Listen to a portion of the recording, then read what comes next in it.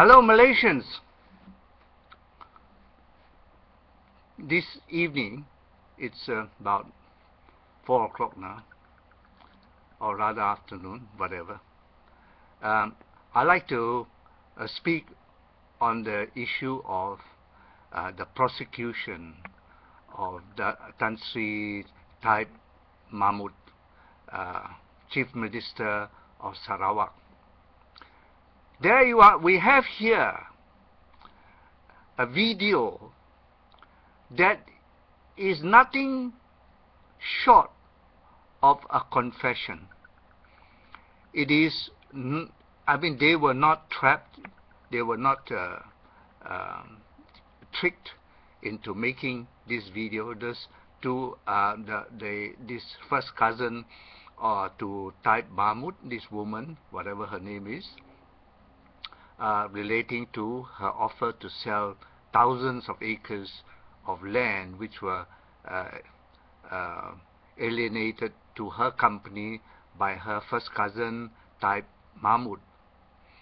Well, you got here in black and white video that cannot be disputed. And what does Taib Mahmud respond to that? He says he has no control over his cousin if his cousin wants to wrongly represent, allege that she represents Taib Mahmud's interests. Now that's a damn nonsense. This is as nonsensical as the explanation for the murder of Altan Tuya. Why is it such nonsense? Because it's nonsense because that one question will answer everything. One question and one answer will answer everything. Did the government of Sarawak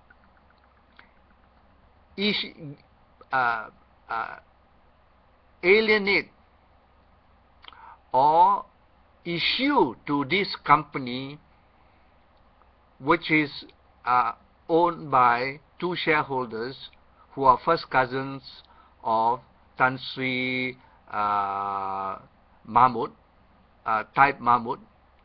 Are they not first cousin of Tan Sri Taib Mahmud? And what interest do they have in getting this land? Were they going to start an industry? Did they provide to the government a feasibility study that this project that is to be undertaken by them will generate income for the state and for the nation? I don't think so. Look at her, this fat woman. Is she a person who's likely to be a gee-whiz businesswoman? I don't think so. The question, regardless of any other side issue, the one question that MACC, the Anti-Corruption Agency, has to ask and answer is this: did Sarawak cede to these two sisters land, state land, given to them? Did they give this state land to these people that they are able to hawk the thing on the open market to the highest bidder? I don't think so. So the question is this: did Taib Mahmud alienate this land to them? If no land was alienated to these two sisters, then they must be charged for attempting to commit fraud, a fraudulent transaction involving many millions of dollars. So there you are. Everything is answered. Just one question: were there any land alienated to these two sisters so that they can sell the company and take the money?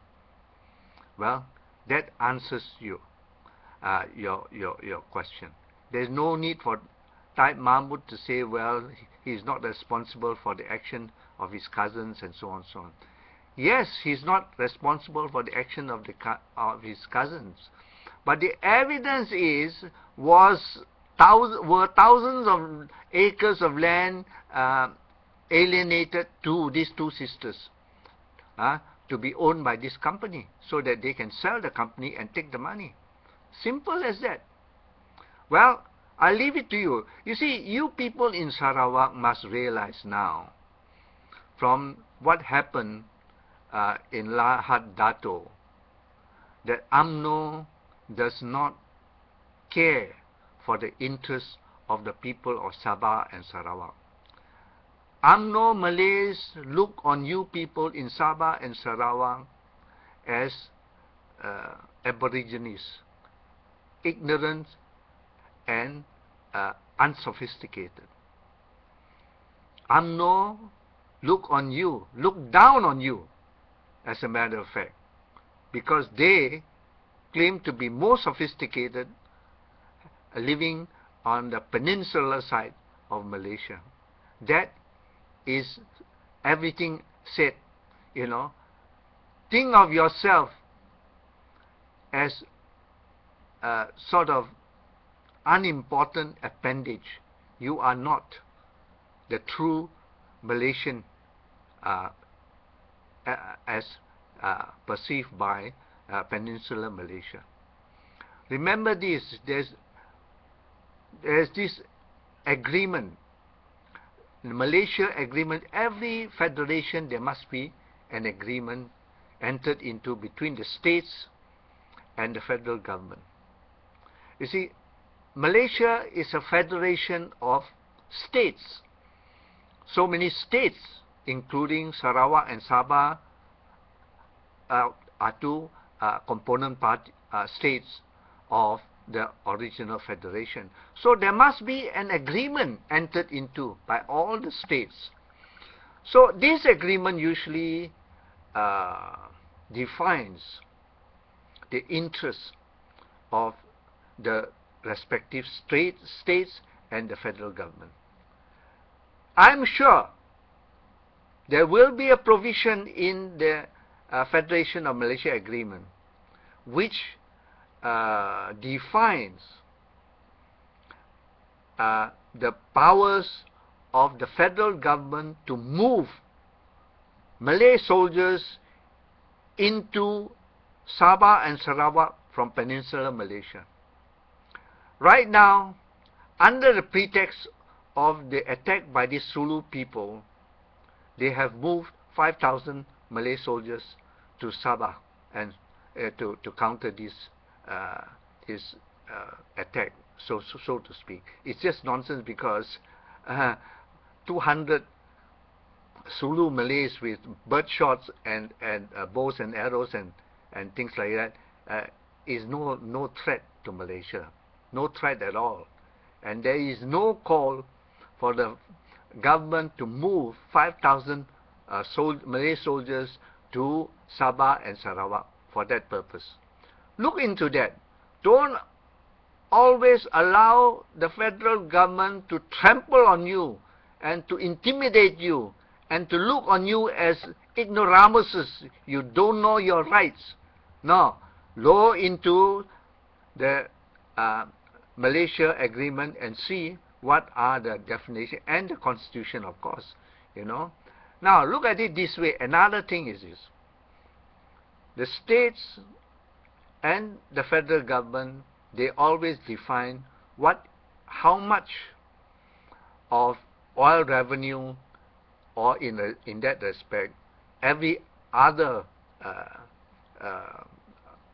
areas of growth of profit. How much goes to the federal government, how much goes to the state. And you Sabah people, why don't you look into that? Why is it that you are the richest state in the whole of Malaysia, but you enjoy the poorest returns? You become the poorest people, being the richest state in Malaysia. Is that fair to you? I ask you now, that this is one chance. This is the 1 year where you people in Sabah and Sarawak must come to your senses and vote as Sabahan, as Sarawakians. Forget about the Malaysian part of it. Forget about it, because you are not considered as 100% equal to Peninsular Malays. Vote your own interests. Vote for Sarawak. Vote for Sabah. And think of this. For the first time in history of 65 years, this is one election when you can dislodge UMNO as the federal government. You need a weak federal government and a strong state government before you, Sabahans and Sarawakians and people of Selangor and people of Penang and people of Johor are able to get the full benefit of the largesse that your state is able to produce. Sabah, plenty of oil. Sarawak, plenty of oil. Selangor is great as a commercial center. Which state can compare with Selangor? Although Selangor has got nothing, only oil palm and rubber. I know, I used to live in Selangor, you know. But you must have a weak central government, but a strong state government. So the Sabah must be run by a chief minister who is a Sabahan. And by that extension, has to be a Dayak or Murut or what do you call them? Well, anyway, natives of Dayaks or Kadasans or something like that. You know, those are natives of Sabah, not a Malay. A Malay is not a native of Sabah. You may be born there, but you are, if you compare the Peninsular Malays, who claim that they are the Bumiputras and they are the owners of Peninsular Malaysia, and that the Chinese pendatang are just immigrants, then by extension, the Malays from Malaysia going to Sabah are in the same status as the Chinese living in Malaysia. Do you not agree?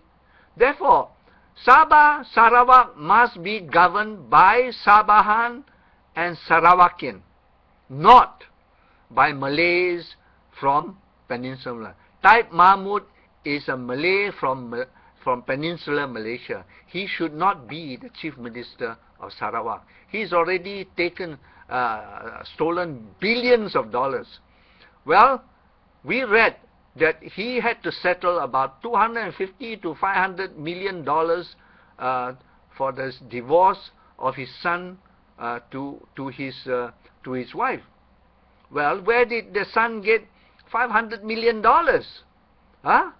Well, there is that answer. You must know where you stand. People of Sarawak, people of Sabah, think of your state as yours, not Sabah belonging to the Malays. No. Sabah belongs to the Dayaks, to the Kudusun, to the Kadasan, to the Murut, whatever, but not to the Malays. This time around, you have to vote for the opposition so that you can get rid of this iron ring that is holding you by your neck. Remove that iron ring from your neck and become independent Sabahan, independent Sarawakians. That's what you will need to be. Well, I will speak to you again. Bye.